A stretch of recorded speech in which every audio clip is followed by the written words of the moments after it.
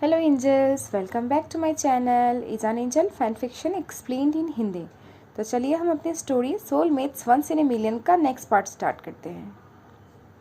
जाओजान जो है ना कार में बैठा हुआ होता है और कुछ सोच रहा होता है। ये सोच रहा होता है ना कि कैसे यादें ना मतलब आपके मेमोरीज़ का एक मेमोरीज़ को बनाती हैं साल बाद, मतलब ईयर बाय ईयर ना आपकी मेमोरीज़ में इंक्रीज़ होते जाते हैं, कुछ मेमोरीज़ फेड होती जाती हैं, है ना। पर ऐसा नहीं है कि उन मेमोरीज़ का वैल्यू लाइफ में कम हो जाता है। वो मेमोरीज़ इक्वली इतना ही इम्पोर्टेंट होती हैं, बट न्यू मेमोरीज़ ऐड होती जाती हैं और पुरानी मेमोरीज़ हल्के हल्के फेड होती जाती हैं।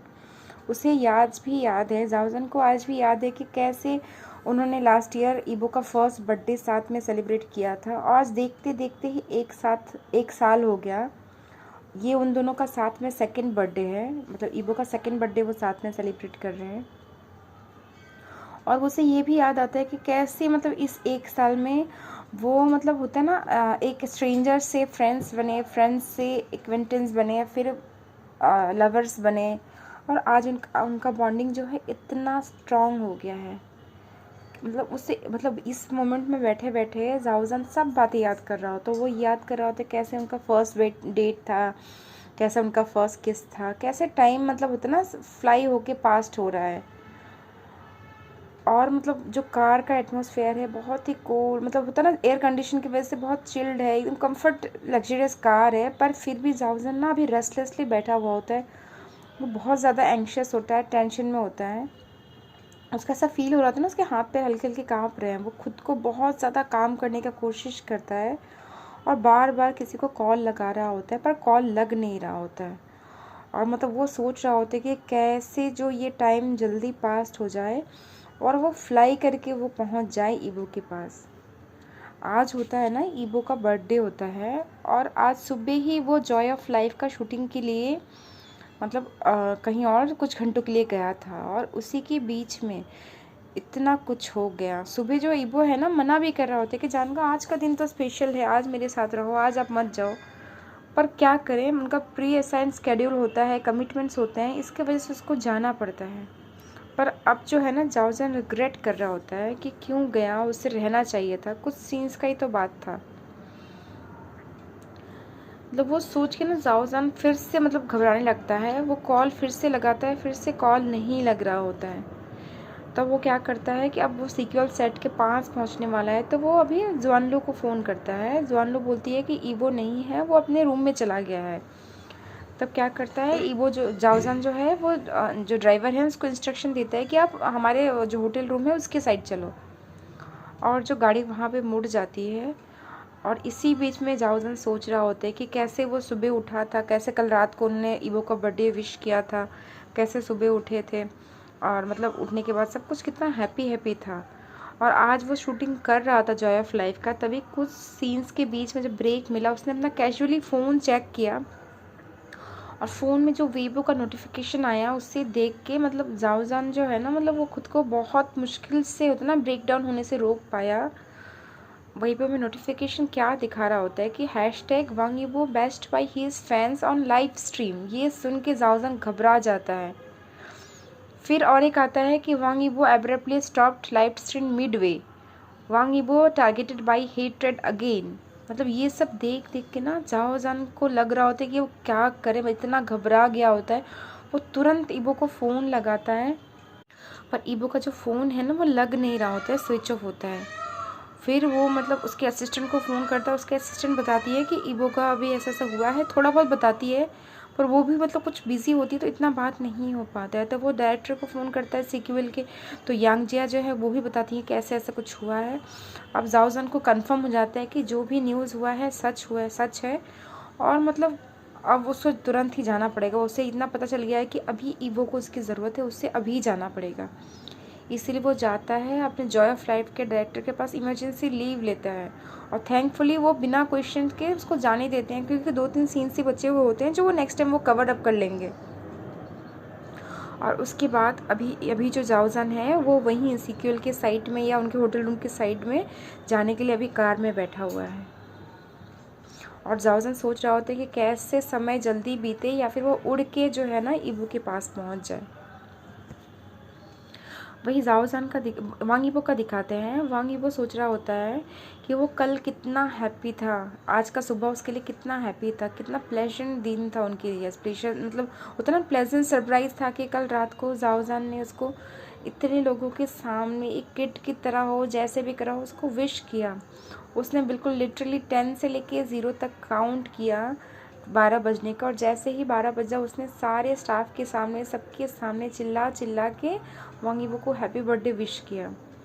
और मतलब सारे लोगों ने इतना चेयर अप किया, वो मतलब उसको याद आ रहा होता है। फिर उसको याद आता है कि कैसे जो है, फिर जब जाओजान को उसने हल्का सा अपने स्लीव से हल्का सा ऐसे मारा, स्लैप किया, तो जाओजान भी एक कीड़ा लेके उसके पीछे पीछे भागने लगा।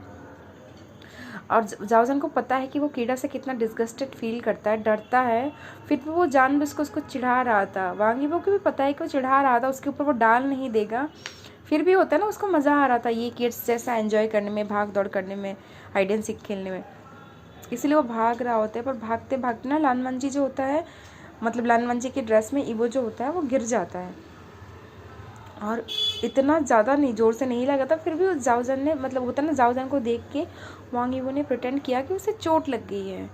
और कैसे जाओजान जो है घबरा के कीड़े को फेंक के उसके पास आ जाता है और उसको देखने लगता है, और उसके बाद उसे बोनस में जो एक किस भी मिलता है।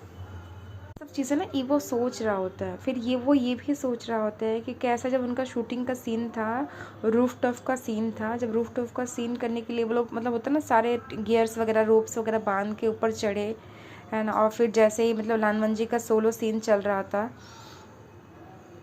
और कैसे मतलब होता है ना, वो मतलब याद कर रहा था कि कैसे जाओजान जब नीचे उसका अपना मेकअप ठीक कर रहा था, स्पेशली अपने लिप्स एरिया का मेकअप ठीक कर रहा था, और जाओजान मतलब नीचे बैठा हुआ था, अपना मेकअप ठीक करवा रहा था, और वहीं वो ऊपर से खड़े बैठे बैठे बोर हो रहा था रूफटॉप से, और वो उसको चिढ़ा रहा था कि जान ग, जाओजान, ग ऐसे बोल बोल के ना, वे वुजियन, ये सब डिफरेंट नाम से ना बुला रहा होता है।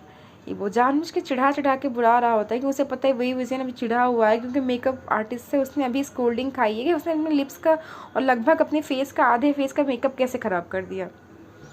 वो तो उसने बहाना बना दिया कि वो पानी पी रहा था, पानी गिर गया, पर थैंकफुली उन्होंने ध्यान नहीं दिया। पर ईवो को पता है कि जाओजान को मेकअप कैसे ख़राब हुआ था, इसलिए ना वो जानबूझ के जो होता है ना, जाओजान को चिढ़ा रहा होता है। और जैसे ही मतलब उनका मेकअप वगैरह ख़त्म होता है, जाओजान को फिर से मतलब होता है ना, लिफ्ट करके बांध के गियर्स में उठाया जाता है, और जाओजान भी आके उसके पास बैठ जाता है। और अब जो है ना, जाओजान वांग यीबो को बिल्कुल इग्नोर कर रहा था, क्योंकि मतलब होता है ना, उसने ऐसा मतलब ईबो ने इतनी नॉटी हरकत किया है। तो ईबो जो है बहुत कोशिश कर रहा था जाओजान का मनाने का, सॉरी भी बोल रहा होता है, फिर कोरियन में भी बहुत सारे स्वीट बात करके उसको मनाने की कोशिश करता है। फिर भी जो है ना, जाओजान बात नहीं कर रहा होता है।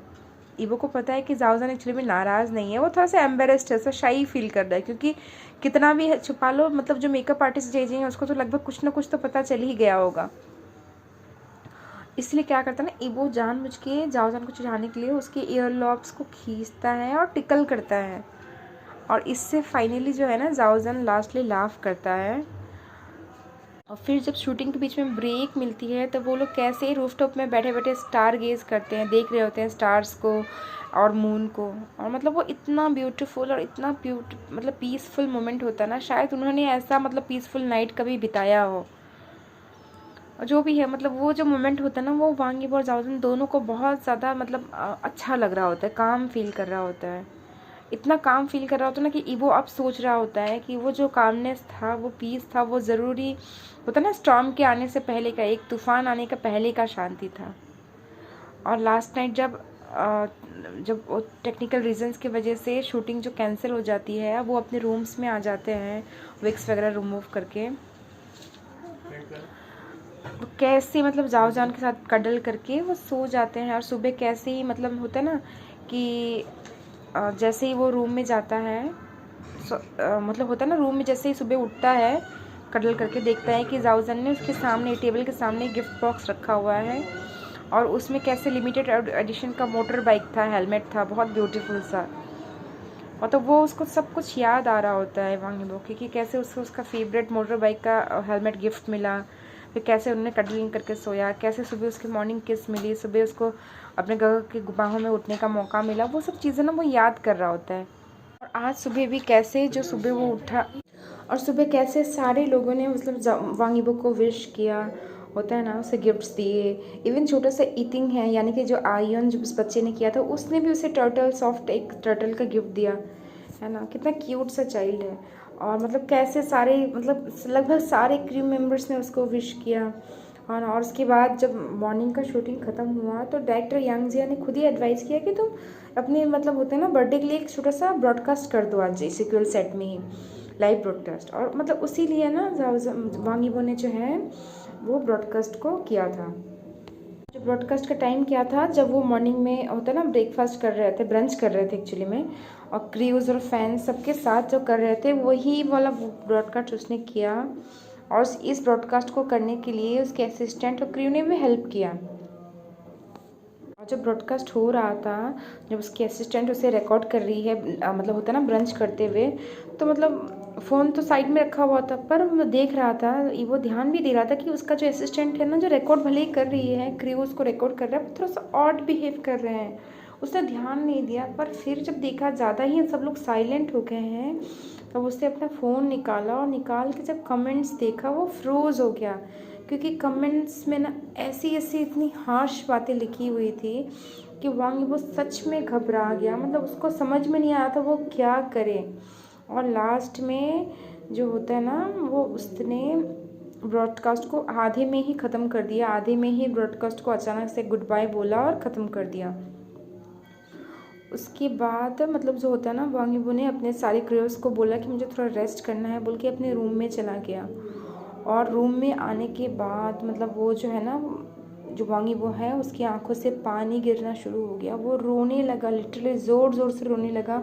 उसके सामने ना जो फैंस का कमेंट्स उसने पढ़ा था वो सब याद आने लगा। और वो सोच रहा था क्यों क्यों मेरे साथ ये सब होता है, क्यों मेरे साथ मेरे फैंस ये सब कर रहे हैं।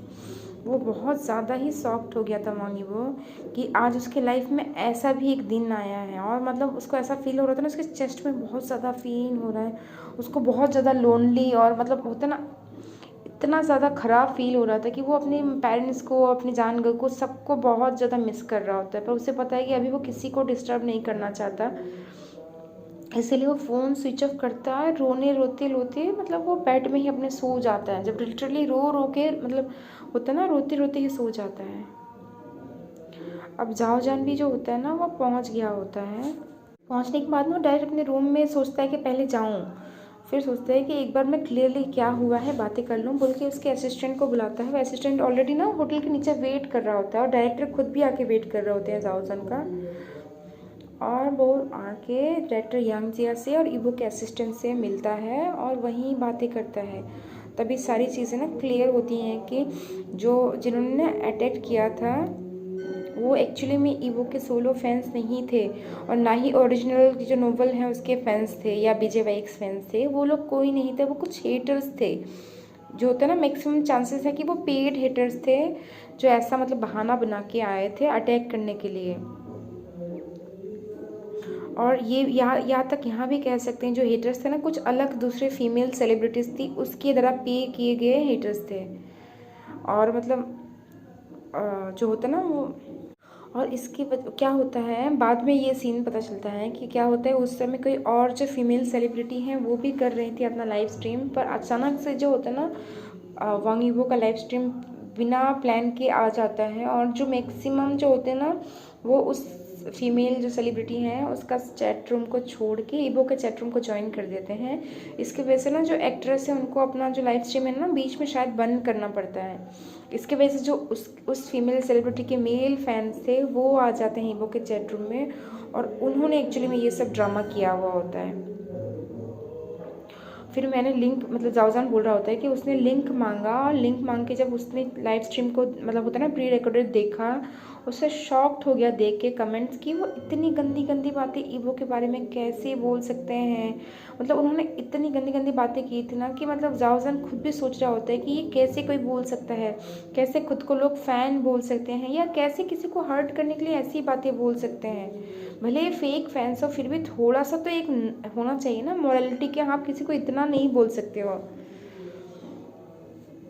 जाओजन होता है वो पूरी तरह से उस कमेंट को पढ़ नहीं पाता, वो आधा कमेंट कैसी तरह पढ़ता है और पढ़ने के बाद जो है ना वो चला जाता है। ये जो कमेंट से पढ़ के जाओजन का ऐसा फील हो रहा था ना, उसका जो लंग्स से सारी हवा सूख गई है एकदम, उसका हार्ट में उसका दर्द होने लगता है। वो सोचता है वो बच्चा है अभी जस्ट 21 ईयर्स का आज हुआ है, वो उसने कितना पेन और स्ट्रगल किया है इस मुकाम तक हासिल करने के लिए 14 साल की एज से, लेकिन आज तक उसने अकेले इतना स्ट्रगल करके खुद को इतना सक्सेसफुल बनाया है। किसी को कोई हक नहीं है कि वो आके ऐसे वांगी वो पे होता ना फिंगर पॉइंट आउट करे। ये सब सोच सोच के ना जाओजान जो होता है अपने रूम की तरफ जा रहा होता है और वो सोच रहा होता है कि क्या मैं बहुत लेट हो गया अपनी ड्यूटी को प्रोटेक्ट करने के लिए एज ए एल्डर और इसका लवर, ये मेरा ड्यूटी था उसे प्रोटेक्ट करना, पर शायद मैं आज फेल हो गया। पर वो भी जाओजान सोच रहा होता है कि ईबो ने सिर्फ 21 साल का होने के बाद भी इतना मैच्योरली बिहेव किया, सिचुएशन को इतना स्मार्टली मैनेज किया, कुछ उसने अपने फैंस को बका नहीं, बोला नहीं, बस स्मार्टली अपोलोजाइज किया और होता ना उसको एंड कर दिया इतना कुछ देखने के बाद। ना ही रोया ना ही घबराया, कुछ नहीं किया।